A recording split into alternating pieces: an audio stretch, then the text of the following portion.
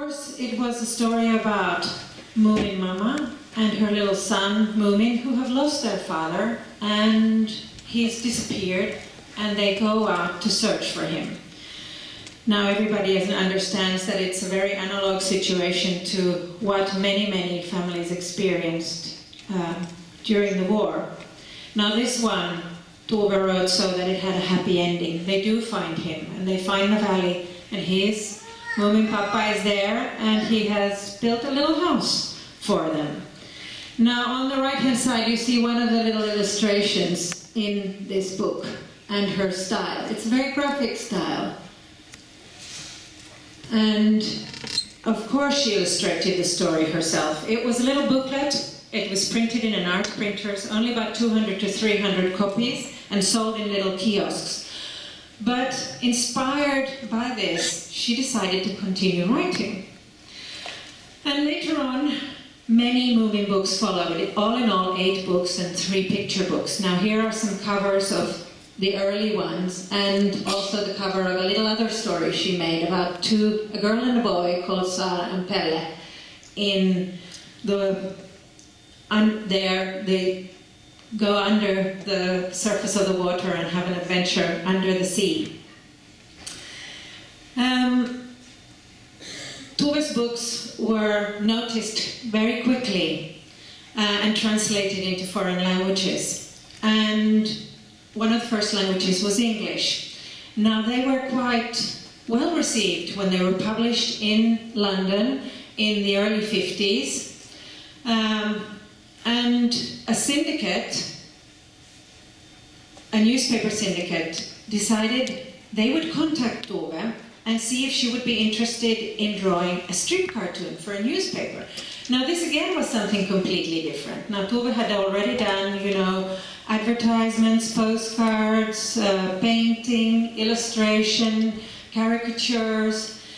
Now here she enters into yet another genre, quite freely, without hesitation, into the world of comics. Now the English syndicate asked for her if she could use her Moomin stories and make a comic strip that was for adults, with kind of sort of a little bit of social commentary and with humor for adults. Tova's humor was in fact quite sort of English in a sense already to begin with. She was a master at sort of laughing at her own, mistakes and laughing in the face of adversity. And so when the Englishman with his bowler hat from the syndicate came in 1952 to visit Tova, he happened to come on a big holiday in Finland, which is the celebration of 1st of May. And there were lots of balloons and happy people everywhere, and so he of course thought Finland was fantastic, and he was quite enamored with Tova, who invited him into a great big party in her studio. And he then offered her a contract of 7 years for a comic strip in an English newspaper. Now this is a sketch to one of the very first strips. And here you see a little bit how she develops her drawing for this comic strip. The writing is above the picture still, and not as bubbles in the story. But the syndicate asked her if she could actually include the text into each frame.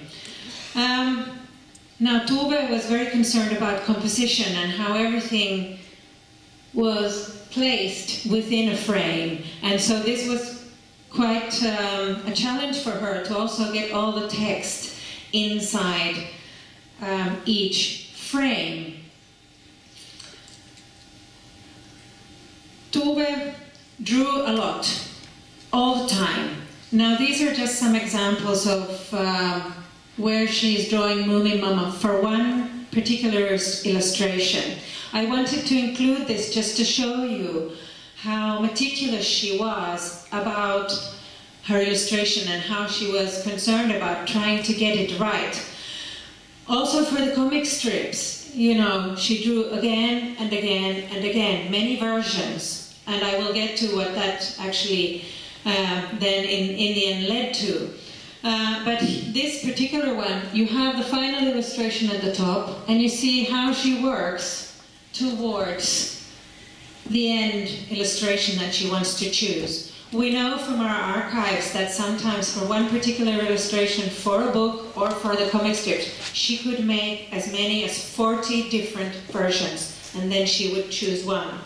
Now, we don't see much difference in the illustrations, but she did. You know, she was definitely very, very concerned about getting it right.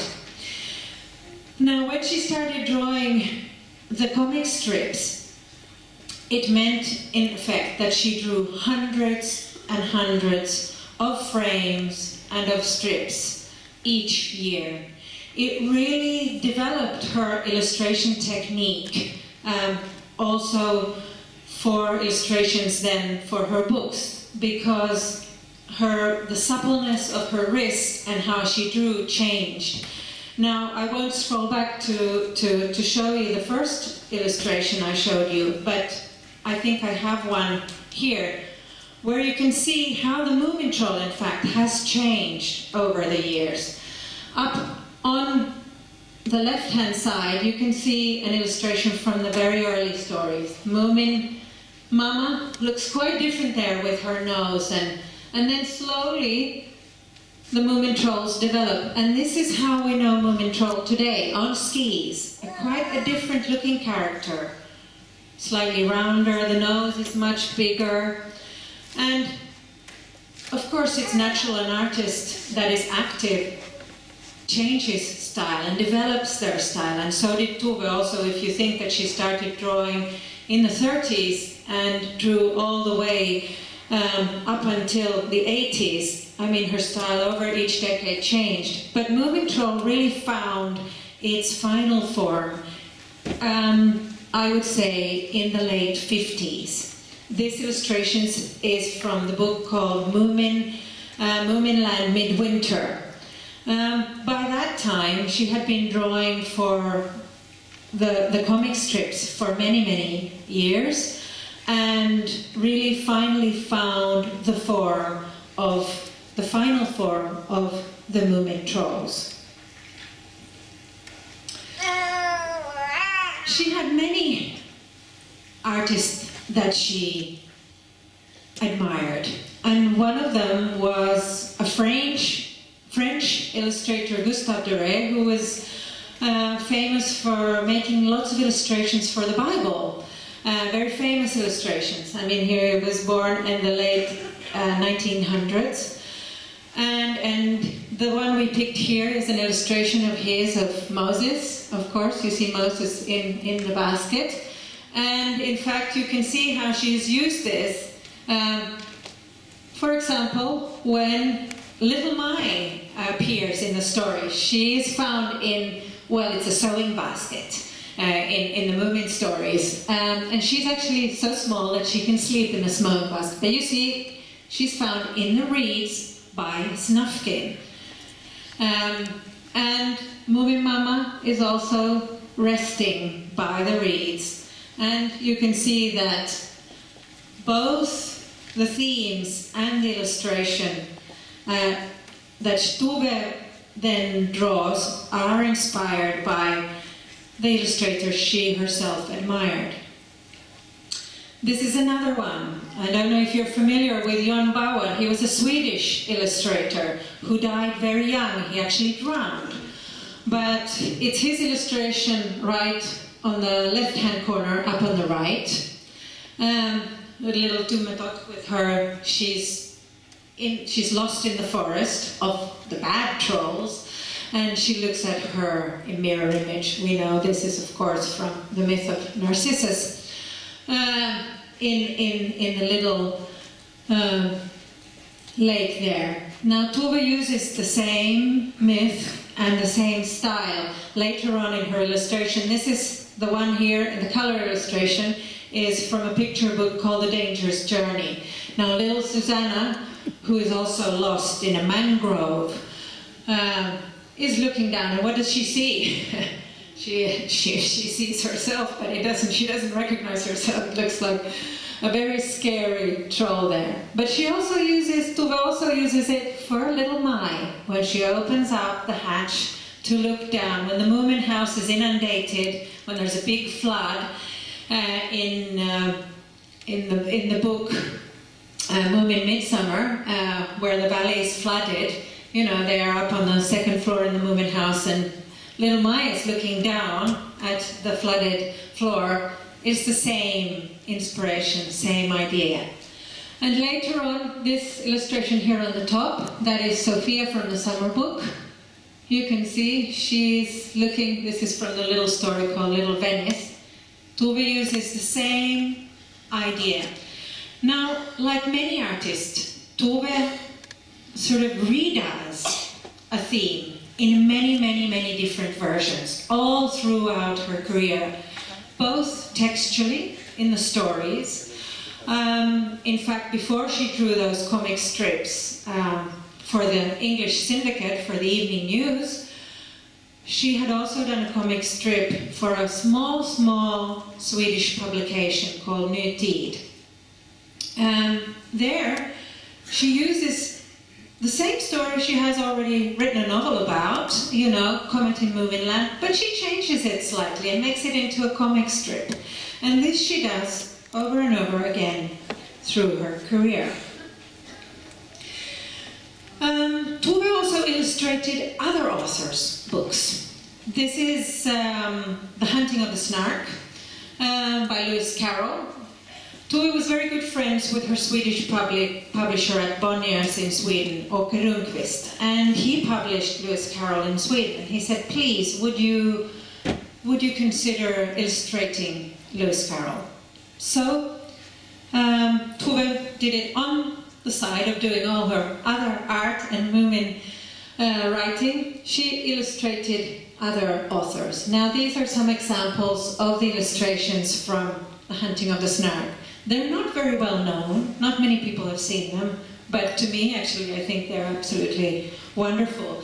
And her characters, of course, if you know your Moomin books, remind you slightly of characters in Moomin Valley also. And I think one of the things that in children's stories are so enchanting, Tove of course does also very well. She sort of animates inanimate objects, like stones, for example, all of a sudden have faces and eyes. She also illustrated Alice in Wonderland. This is the cover of Alice in Wonderland. And some sketches made for it. Now, just recently, because of Tove's centenary, there has been a lot of interest in republishing Alice in Wonderland with Tove's illustrations. And I'll have some other examples here as well. You see some nice color illustrations she did. Ironically, a lot of the die-hard Lewis Carroll fans didn't like Tove's illustrations. They said, Alice doesn't look right. To us, of course, we think she looks wonderful. This is another one. Tove illustrated The Hobbit. And that has also now recently been republished with Tove's illustrations.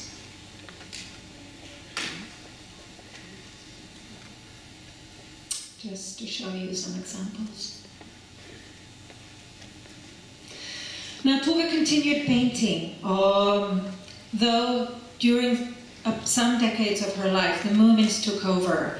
And in fact her painter friends said, why do you carry on painting? Because you can make a living by just writing Moomin books and your illustrations. And that was very hurtful to Tove, who really, all through her life, thought of herself as a pictorial artist foremost, rather than an author. And in the 60s, she had a quite active painting period. And I chose this one because the sea was such a great source of inspiration for her, in her illustrations, in her painting, in her life, in her themes, in her texts, everywhere. And as you know, she lived very close to the sea, and in the summertime, 5-6 months of the year, on a small island without electricity, running water, no trees. And she loved the sea, the waves. And of course, you probably know that the sea is also very symbolic of, the birth of life, and it can take life and it can give you life. So it has many, many meanings. In her Moomin illustrations, this is a little series where we have coupled together some old photographs, just to show you that when Tova was illustrating, she did have pictures in her mind as well. This is her father and mother rowing. In those days, you had to row to get to places, and you see then Moomin Papa, Moomin Mama taking up the nets. And many of the illustrations have these symbolic also motifs from the archipelago where Tova lived. Here they are picnicking, the family, in a cave up there, and Tova of course uses caves a lot. She loved caves. Caves are wonderful. You can, have a little private secret hideaway there, and she used them also. This is an illustration from Dangerous Journey. And you see Ahemilin and Snufkin there in the cave, having a very nice little time, even though the storm is outside. They're having a nice little cozy evening there. And again, she uses juxtaposition textually, thematically, and also in her illustration you have a storm on the one hand, and you have the quiet and the safety on the inside. And there you see another illustration from a Moomin book. The house there up on the cliff, and with a little ghost at the bottom. Again here, this is a photograph from the island where Tova lived. This is a little lagoon in it. It wasn't always that calm, I can assure you. It was usually stormy. But then she uses it again for an illustration later on. Her Moomin Papa is looking deep into the sea, or the water. Here's Tova with her partner, another artist, graphic artist Tuulikki Pietila, in the summer. They're taking up the nets, and again, the illustration also almost mirroring their own action here. Tova was very courageous throughout her life. I told you already about the political stance she took early on, but in fact she stood for peace and her ideals as to how she felt. She wanted to live, and she wasn't shy about saying it overtly and living by her own ideals. She fell in love with a female artist at a time in Finland where it was still forbidden by law, but Tova didn't want to lie about herself, and so actually had a very, can you see that picture? Had in fact a very long relationship with Tuulikki Pietila till she died, from 1956 till when Tova died in 2001. But again, you can see some of the very typical objects in Tova's illustration: shells, stones, all kinds of ships, things from the sea, and how she uses it all, the idea of the shelter of the shell, where you can live, where, it's security. And then in her story about who will comfort Toffel, Toffel in the end, when he overcomes his own fears because he needs to be courageous to save Miffle from the grope. This is the ending where they, the harmony sets in. Tova was a big one on describing catastrophe, but as a children's writer, and luckily she wanted to soothe also the writer by always having these happy endings. This is an opening from one of the most famous picture books of Tova's that recently have been also published in Hebrew here in Israel. You can't actually see it from this opening, but this is a book that now is used by many sort of graphic anthologies as a masterpiece in design. In these days, the printing technique was quite different. You could only print a certain amount of pictures on each sort of printed page. And so Toba decided that, okay, she would choose, the maximum amount of pictures for one page, but then she would choose different ones for another page. And by cutting holes in each, you could see the colors from the other opening behind. So in fact, she could have many more colors on each page. Now, you see the yellow and the red and the black on the left-hand side. Those are from the previous page, and the holes are actually cut out in the page. Now, and also you see actually Mimble's little, what's it called? Bun on her head, yeah, and the sun are from the next page. And because, of course, when Tuva was writing this story, she had this painter-illustrator background. She could use this narrative in her illustration as well. So the road that Moomin goes on follows through the illustration. And also in the text. When she texted, she wrote it in verse. I don't know if the translation is in verse, but it was originally. She texted herself and used also the text to mirror what is happening in the story. So in fact there are so many different levels on which this story works. Not only the color, which is very sort of typically 50s, modernist, which was the great movement at the time, post-war, where, things had to be sparse and simple, but yet, give birth to new life, to the after-war Europe. And at the same time, she's telling a story through the text, but also in the illustration. So using both here to work together. This is a painting from 66 or 68, I can't really quite see, but here Tova decided to continue painting and move into the more abstract, even though her soul was maybe in a sort of more narrative type of illustration and depicting. Because all her contemporary painters had started painting abstract paintings, and she wanted to have a go and try, though it felt a little bit foreign. But what I think is interesting about this painting is that she decides to use a chair, a very recognizable chair, in it against this very abstract background. And what in fact she does is she creates the tension again between two opposites. The objects that you can recognize and the abstract. Very similar to the technique she used in all her stories, with the juxtaposition of opposites all the time, because her interest was really in what lies in between, where the tension is, not black and white, but all the gray shades in between. Here is the cover of the first summer book. This has also been published in Hebrew recently. And an illustration from it. In fact, this one as well. Sorry, I'm hurrying a bit because we have...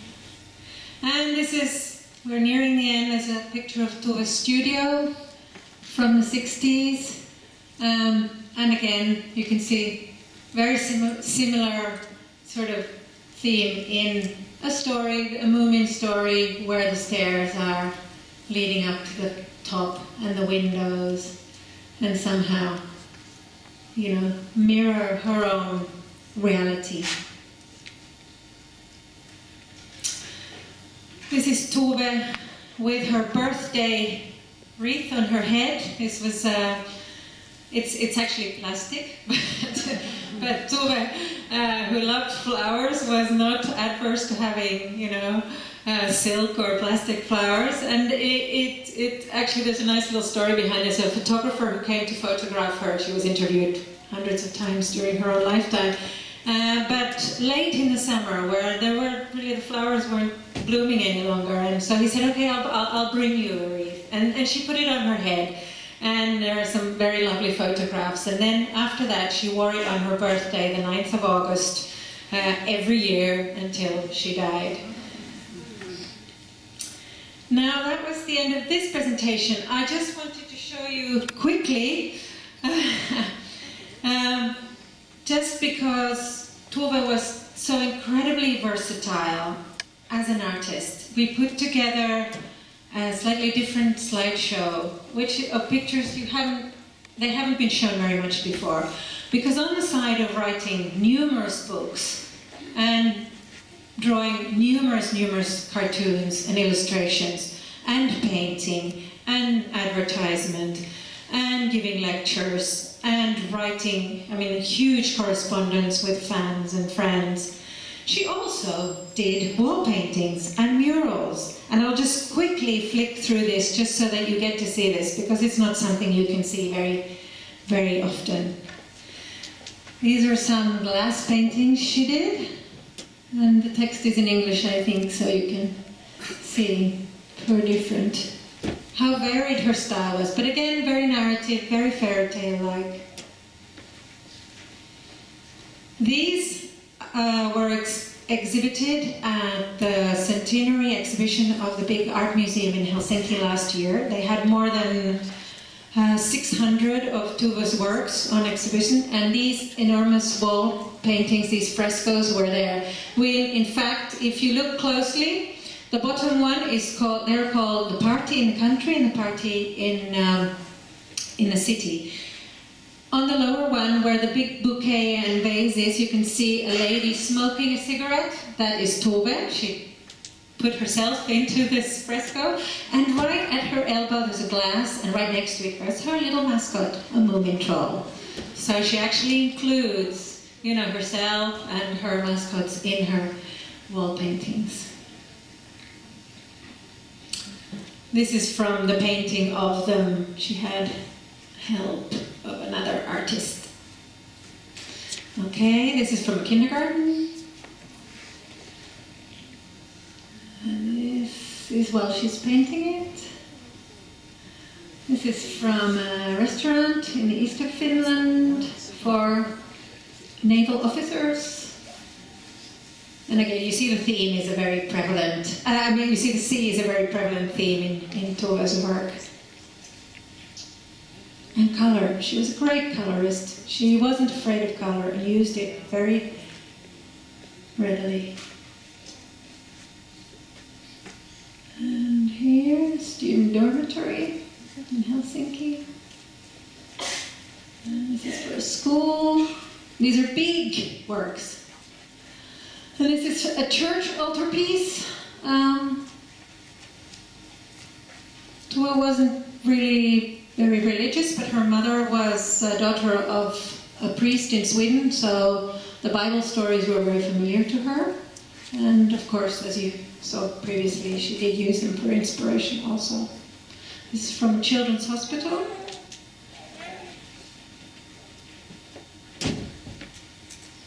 And this is the last one I think she made in Pori for another kindergarten. Okay, I think that was it. I hope I didn't go over my time. Sorry.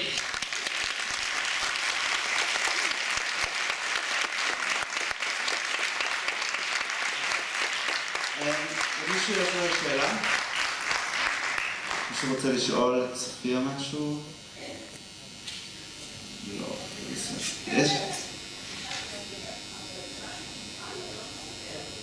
Yes, how old?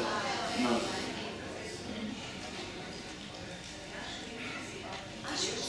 She was 86 years old when she died. Yeah, she died in 2001 and she was born in 1914. Anything else? No.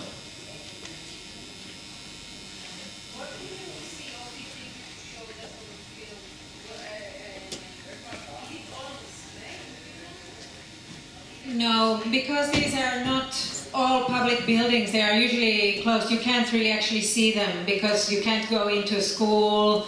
They are not really, some of them, actually the big wall frescoes where I told you that you could see Toba with the glass and the little moomin, they will be in Helsinki City Museum. Helsinki City Museum is opening a special little wing, Toba wing, and so those two big frescoes will be there for the public. And also in a city called Tampere in Finland, north of Helsinki, they are opening a new, there is a Moomin museum, but they are rebuilding it and they're opening a big new Moomin museum. So you can see her original illustrations and sketches there from 2017. It will be ready. And they will have very many of her works on display. But most of these wall frescoes you can't see anywhere, I'm afraid. There's a good article on moomin.com. There's a good article on moomin.com. That's my husband there.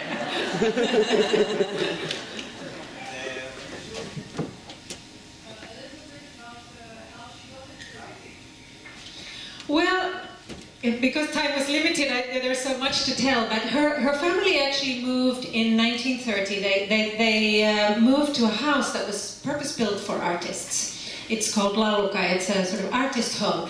There were about 70 different apartments for different kinds, for anything from musicians, actors, sculptors, painters, everything.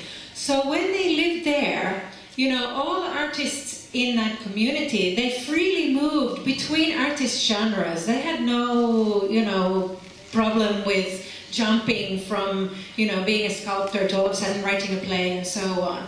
And in Tova's family, of course, literature was very important. Everybody read a lot and expressed themselves.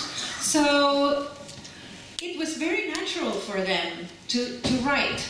And in fact, on a more sort of personal level, I realize now that for Tova, I mean, she, being such a highly strung, creative person, she had a million things going on in her mind all the time. And one of the ways to deal with them was to write them down. So she wrote letters, really long, nice letters to her friends that are very much like diaries, and she wrote diaries all the time. So actually to start writing a story wasn't that strange. I mean, yet maybe the thing that was different, that she actually sort of made it into a cohesive, you know, entity. I mean, she drew it, it had pictures, it had a beginning and an end. And so in that sense, it was a piece of art, and in this case, a little story that she illustrated. But it wasn't particularly strange. In fact, I think all of the family wrote for their own, you know, pleasure.